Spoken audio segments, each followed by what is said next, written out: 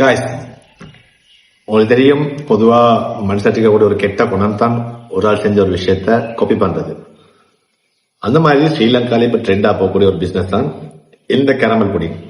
S, உண்மையில caramel pudding எங்க start ஆச்சுன்னா லட்டின் அமெரிக்கால, உங்களுக்கு தெரியும், மெக்சிகோ அது மாதிரி நாடுகள்ல இந்த வீடியோல வர மாதிரி கன்செப்ட்ல ஸ்டார்ட் பண்ணி கொண்டு போனாங்க. சோ அதை பார்த்து ஸ்ரீலங்கால ஒருத்தர் காப்பி பண்ணி தோசி மாமா அப்படின்ற ஸ்டைல்ல அவர் ஸ்டார்ட் பண்ணாரு.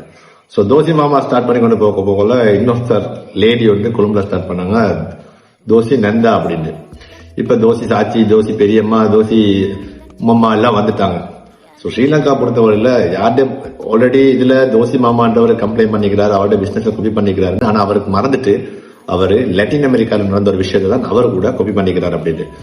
சோ ஸ்ரீலங்கால இந்த மாதிரி விஷயங்கள் இன்ட்ரோடியூஸ் ஆன நேரம் ஒரே ஆள் வந்து அந்தந்த பிசினஸ் திருப்பி இன்னொருத்தர் காப்பி பண்ணி போறத, அடுத்தடுத்த விஷயங்களை நாங்க எந்த ட்ரெண்ட் போகுதுன்னு பார்க்காம அடுத்த நாங்க ட்ரெண்ட் செட்டஸ் ஆகிக்க பார்க்கணும்.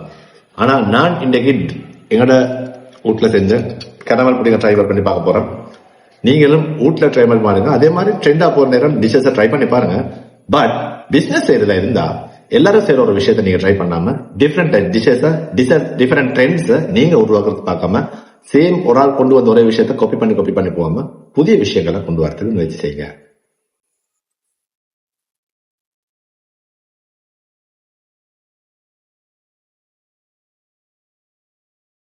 வீட்டில் ட்ரை பண்ண நாட் பேட் ஷோ. நானும் தோசி மர்மாவன் அப்படின்னு சொல்லி ஒரு விஷயத்த காப்பி பண்ண வேண்டியிருக்கிறேன். நல்ல லொக்கேஷன் போனால் நானும் ஒரு கார்ட்டூன் கொண்டு வந்து ஸ்ரீலங்காவில் இந்த ட்ரெண்டிங் புடிங்க பிஸ்னஸ் ஸ்டார்ட் பண்ணுவோன்னு பார்த்தேன்.